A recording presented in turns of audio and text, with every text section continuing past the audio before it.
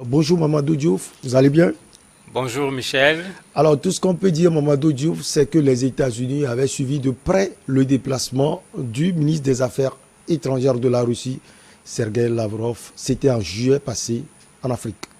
Tout à fait, tout le monde sait que ce soit en Afrique ou que ce soit ailleurs, Américains et Russes ont passé tout leur temps, pas seulement à se surveiller, mais pire même à s'espionner.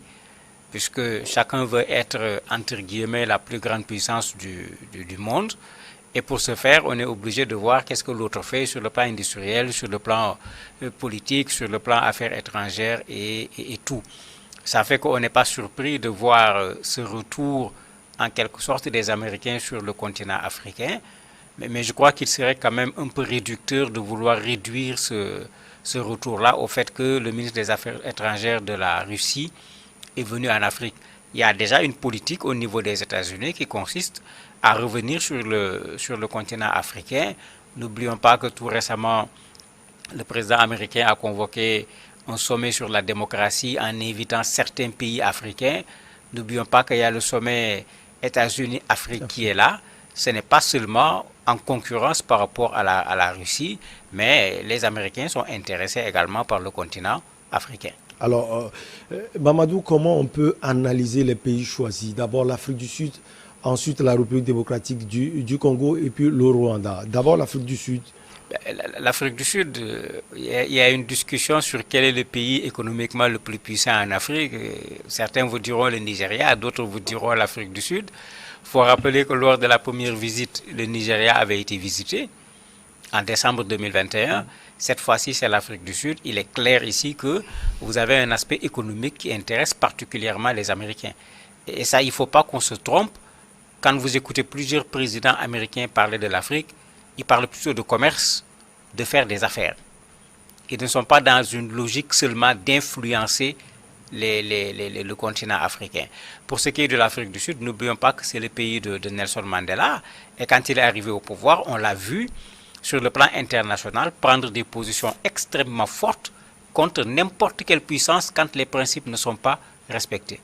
Bon, en ce moment où il y a la guerre en Ukraine, en ce moment où on fait tout pour liguer tous les pays du monde contre la Russie, la voix de la République sud-africaine sera une voix importante si les Américains peuvent l'avoir. Le Kenya, le Rwanda plutôt, puisque le Kenya c'était lors de l'autre visite. Le Rwanda, tout le monde sait la relation qui existe entre le président Kagame et les États-Unis. Et ces gens n'hésitent pas aujourd'hui à vouloir faire usage de son leadership, même s'il est contesté sur des questions démocratiques, pour pouvoir faire passer un certain nombre de choses. En plus, il part en RDC, tout le monde sait ce qui se passe là-bas. Pendant longtemps, il y a eu cette discussion sur le rôle joué par le Rwanda dans la crise au niveau de la RDC. Le dernier rapport des Nations Unies donne une information. Bon, les gens n'avaient peut-être pas les éléments, mais c'était déjà assez clair. Mais c'est l'occasion de faire pression sur Kagame pour qu'il laisse tranquille ce pays où il faut également que la paix revienne. N'oubliez pas que la RDC, c'est des ressources à ne pas finir en termes de ressources minières, que personne ne se trompe. Les Américains sont intéressés par le contrôle des ressources minières en Afrique, pas seulement par une concurrence par rapport à la Russie. Alors Mamadou, il faut dire que l'Afrique du Sud n'a jamais digéré l'intervention de l'OTAN. C'était en 2011 en Libye qui a fait dégager et tuer Mohamed Kadhafi. Il y a également l'ANC, le parti au pouvoir, qui historiquement est accroché au bloc soviétique. Est-ce que cela ne pèse pas en faveur de la Russie selon vous? Non, ça ne pèse pas nécessairement en faveur de la Russie parce qu'il y a deux choses différentes ici. L'ANC qui était en lutte, soutenue par la Russie fortement effectivement, ce n'est plus cette ANC qui est au pouvoir. N'oublions pas que Mandela, quand il est arrivé, il a voulu quand même solder tout ce qu'il y avait comme problème, relancer ce pays sur une nouvelle base. Et une de ces bases, c'était la souveraineté de l'Afrique du Sud.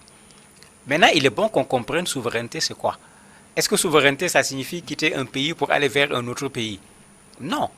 La souveraineté, c'est le libre choix d'un pays de décider avec qui commercer, avec qui avoir des relations diplomatiques, avec qui s'allier sur le plan politique, etc. Donc si l'Afrique du Sud se rend compte que sur une question ou sur une autre, la position de la Russie, ou bien commercer avec la Russie lui apporte beaucoup plus d'avantages, mais le rôle du chef d'État sud-africain, c'est d'aller vers là où se trouve l'intérêt de son pays. Parce que dans les relations internationales, il n'y a ni morale ni vertu. Il n'y a que des intérêts. Et d'ailleurs, ceux qui y sont le disent et ils le disent de façon très claire. Maintenant, il ne faut pas confondre. J'ai mon intérêt avec tel pays avec le fait qu'on soit nécessairement inféodé avec le pays avec lequel on se retrouve en train de commercer ou d'avoir des relations politiques qui sont des relations intéressantes. Maintenant, il est clair que dans la guerre d'influence à travers le monde, mais un pays comme l'Afrique du Sud, un pays comme le Nigeria sur le continent africain, ceux qui sont dans cette guerre veulent tout faire pour avoir ces pays-là de leur côté. C'est pourquoi ce n'est pas un hasard que le secrétaire d'État américain aille en Afrique du Sud. Et bien sûr, autant que faire se peut, il essaiera de tirer la couverture vers son pays. Et en fait, c'est ça son rôle en tant que ministre des Affaires étrangères. Alors, Mamadou, il y a également la position, si on peut le dire, neutre de l'Afrique du Sud quand on voit ce qui se passe entre la Russie et l'Ukraine. Et les Occidentaux n'ont pas apprécié cela. Est-ce que cette visite d'Anthony Blinken va pouvoir changer quelque chose? Je ne crois pas. Si l'Afrique du Sud reste dans la lignée de Mandela, qu'est-ce qui s'est passé en Ukraine? Il faut qu'on soit clair. Je ne cherche pas à savoir le pourquoi. Mais qu'est-ce qui s'est passé? C'est un pays qui allait attaquer un autre pays. Et de façon générale, cette agression a été dénoncée. Parce qu'on dit sur les pays africains quand même des choses qui ne sont pas vraies. Même l'Union africaine a dénoncé l'agression. Maintenant, il y a autre chose derrière. Les gens veulent profiter de cette agression pour mettre la Russie au banc des accusés, pour sanctionner la Russie sur le plan économique, pour régler d'autres problèmes qui existaient même avant le conflit avec l'Ukraine. Mais en ce moment, l'Afrique du Sud a parfaitement raison de ne pas s'associer à un complot de gens qui se battent pour leurs propres intérêts. Ils ne se battent pas pour l'humanité, ils ne se battent pas pour le monde, ils se battent pour leurs propres intérêts. Et ça fait partie des enjeux, effectivement, de cette visite en Afrique, parce que ce n'est pas l'Afrique du Sud seulement. Aux Nations Unies, quand on a voulu voter la résolution contre la Russie, mais le fait que beaucoup de pays africains se sont abstenus, c'était comme une sorte de coup de semonce au niveau des relations internationales, parce que d'habitude, on avait plutôt tendance à nous aligner sur un certain nombre de pays en prenant des positions qui ne faisaient que suivre ces positions. Ici, ça n'a pas été le cas. Et vous avez vu quand le résultat du vote est sorti, ben, ce n'est pas à l'Afrique du Sud seulement qu'on en voulait. C'est à beaucoup de pays africains. Et moi, je trouve que c'est tout à fait normal.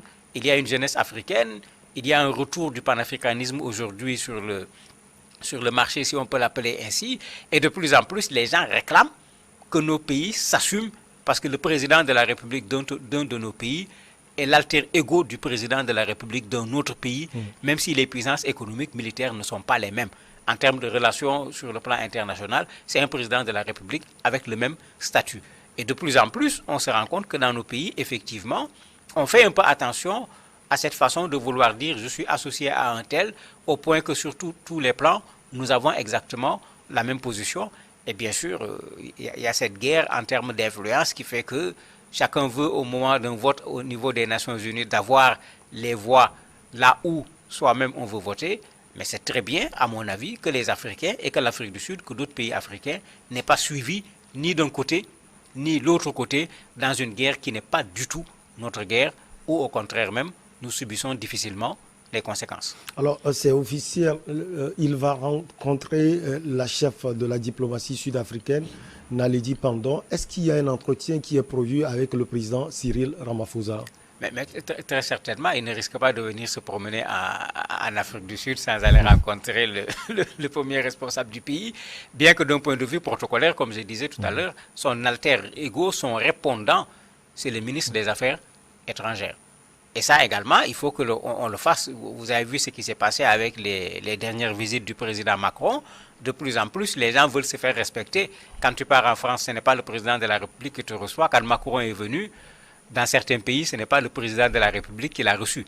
Et en ce moment, ça ne pose, il faut qu'on dise les choses comme elles sont. Ça ne pose aucun problème, ni d'un point de vue protocole, ni quoi que ce soit, puisque la réciprocité est une règle dans la diplomatie. Mais il est normal qu'il s'entretienne avec son alter ego au niveau de l'Afrique du Sud, qui est effectivement la dame, ministre des Affaires étrangères. Une rencontre peut être initiée avec le président de la République. S'il ne la rencontre pas, ce n'est pas la fin du monde pour autant. Alors, le secrétaire d'État américain s'est rendu au mémorial Hector Peterson à Soweto également. Il est accompagné, comme on le voit sur les images, par Antoinette Situlé, la sœur d'Hector Peterson. C'est une histoire. Est-ce que vous pouvez nous dire un mot sur cela, Mamadou? Oui, il ne faut pas oublier qu'il y a un parallèle au niveau de l'histoire des États-Unis et de l'histoire de l'Afrique du Sud, puisque l'apartheid, comme on l'appelle en Afrique du Sud, les Noirs l'ont vécu au niveau des États-Unis, mais on parlait plutôt de ségrégation raciale à l'époque. Et ce n'était pas loin d'être la même chose. Les chiens rentrent dans le restaurant, mais les Noirs ne rentrent pas, etc. Ça fait que ce n'est pas la même histoire, mais vous avez à peu près les mêmes problèmes qui se sont posés. Et ce mémorial revient sur ça. Ces Noirs qui, pendant un temps, n'ont pas été respectés, etc. Et pour Blinken, ce n'est pas seulement une question d'histoire. Dans l'histoire politique des États-Unis, les populations noires ont l'habitude de voter pour les démocrates. Mais il est important, quand ils descendent sur le terrain, qu'ils fassent également ce travail qui est une sorte d'appel du pied à l'endroit des Noirs américains qui sont une partie importante du corps électoral au niveau des États-Unis. D'ailleurs, même certains analystes américains placent cette visite également dans ce cadre-là, en disant qu'avec Trump, pendant longtemps, c'était comme vous le connaissez, ces pays de merde, comme il disait, et les Africains américains avaient très mal reçu ce discours de Trump. On est en train également de corriger, parce que n'oublions pas que dans quelques temps, on va aller aux élections à mi-mandat, et on a besoin de l'électorat noir, parce que c'est pourquoi j'ai dit qu'il ne faut pas réduire la chose à la Russie seulement. Nos pays ne se déplacent pas seulement pour faire de la concurrence.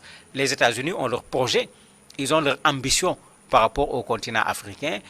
On peut considérer que la visite a peut-être pu être précipitée à cause de la venue du ministre russe des Affaires étrangères, mais il y a bien d'autres éléments qui sont contenus dans ce déplacement. Alors, l'Afrique, on peut remarquer, cela est devenu une terre d'influence, Mamadou Diouf. Mais tout à fait. Ce qui est curieux, c'est comme si ce sont les Africains seuls qui ne l'ont pas compris. Alors que ça devait être une occasion. Quand tout le monde a besoin de toi, mais il faut gonfler les épaules. Il faut faire le malin. Il faut taper du poing sur la table. Il faut peser de tout ton poids. Mais malheureusement, on ne le fait pas. Si les Turcs, les Chinois, la Russie, les Américains, Israël, tous ces gens qui viennent, ils viennent pourquoi? Ce n'est pas seulement de l'influence d'un point de vue diplomatique, mais économiquement, tout le monde est d'accord qu'il y a des ressources qui sont là, et tout le monde est d'accord qu'en termes de projection également, l'avenir économique risque de se trouver sur le continent africain. Mais c'est à nous de profiter de cette occasion et de nous organiser pour faire plusieurs choses. Une des choses, c'est de renégocier pour que nos intérêts soient sauvegardés au niveau des relations internationales, que ce soit avec un pays dans des relations bilatérales ou que ce soit avec plusieurs pays dans les relations multilatérales. La deuxième chose, c'est de réaffirmer cette souveraineté du continent africain de façon générale pour qu'on ne soit pas là à suivre des gens, à aller gérer des problèmes des autres, mais à gérer nos propres intérêts. Mais un autre élément, quand il s'agira d'avoir des accords, quel que soit le type d'accord, mais qu'on aille dans le sens des accords où l'Afrique gagne d'abord avant de voir ce que l'autre va gagner, alors que c'est tout le contraire qu'on a vu généralement jusqu'à présent. Alors, dans ce cas, qu'est-ce qu'il faut faire concrètement?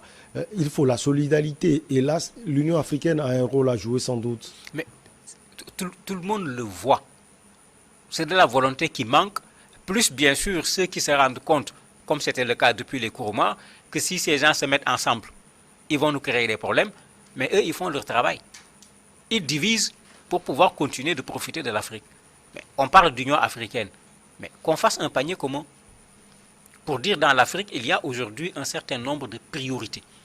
Voilà les priorités sur le plan politique. Voilà les priorités sur le plan économique. Voilà les priorités en matière d'éducation. Voilà les priorités en matière de santé. Et ceux qui veulent collaborer avec l'Afrique, qu'on leur indique là où la collaboration va se faire. Que ce ne soit pas les gens qui viennent nous dire mais il faut qu'on parle d'environnement parce que chez eux il y a des problèmes, donc il faut que nous qu'on préserve nos forêts et qu'on dépose nous-mêmes nos propres priorités pour s'occuper des priorités des autres. Je ne veux pas dire que la question de l'environnement n'est pas importante, mais elle ne se pose pas chez nous de la même façon que cela se pose chez les autres. Et s'il y a des gens qui ont détruit l'environnement, ce ne sont pas d'abord les Africains, ce sont ceux-là qui nous demandent aujourd'hui de préserver nos forêts. Donc qu'on ne nous fasse pas payer d'abord des pots qu'on n'a pas cassés et qu'on ne nous dévie pas également de nos propres priorités pour aller nous occuper d'autres priorités. Mais ça, si on l'avait réussi à travers l'Union africaine, en ayant un panier commun, mais quand quelqu'un vient, on lui dit que tu ailles en Afrique du Sud ou que tu ailles au Sénégal, on te dit on a un panier commun au niveau de l'Afrique, voilà le panier commun, voilà les domaines prioritaires sur lesquels nous voulons travailler avec tel pays ou avec tel autre pays, mais on gagnera encore plus parce que ça fait quand même plus d'1 milliard de personnes. Alors Lavrov, lui, on l'avait vu au Caire, à Kampala, à Brazzaville et puis à Addis Abeba. Blinken, c'est presque l'Afrique du Sud un peu devant. On a oublié carrément l'Afrique du Nord et celle de l'Ouest. Ils n'ont pas oublié, il ne faut pas oublier que la relation entre le Maroc et les États-Unis, bon, il n'y a pas de zone d'ombre là-bas. Il ne faut pas oublier que la relation entre les États-Unis et le Maroc même a exacerbé les problèmes entre le Maroc et l'Algérie à cause du fait que les États-Unis ont opté pour la solution marocaine par rapport au Sahara occidental. Qui est là-bas ensuite? C'est la Libye. Bon, tout le monde sait ce qui se passe en Libye et tout le monde sait que les Américains également, comme les autres, sont en train de manipuler pour avoir leur homme pour diriger la Libye à cause du potentiel qui se trouve. L'Algérie, sans pour autant apprécier ce qui se passe à l'intérieur, j'apprécie bien sa politique étrangère parce que l'Algérie affirme sa souveraineté et pas par des mots mais par des actes. Ils l'ont fait, ils l'ont refait. Quand c'est la Tunisie, vous avez un pays qui se cherche actuellement, il va aller faire quoi là-bas? Vous voyez que c'est pourquoi j'ai dit que ce n'est pas une affaire de concurrencer la Russie seulement. Ouais. Non, l'Égypte, n'en parlons pas. L'Égypte est carrément dans les mains des États-Unis. Ils n'ont pas besoin de se déplacer. S'ils prennent le téléphone, ils règlent tout ce qu'ils veulent régler. En fait, c'est pour dire que c'est des gens qui veulent augmenter leur influence en Afrique. Et c'est pourquoi, là où ils se rendent compte que pour le moment, ils n'ont pas exactement ce qu'ils veulent, on va aller pour essayer de voir comment convaincre ceux-là également à rentrer, entre guillemets, dans le giron américain sur le plan international en termes de prise de position. Et après, vous allez voir, ils n'hésiteront pas à accorder des facilités pour des relations sur le plan économique.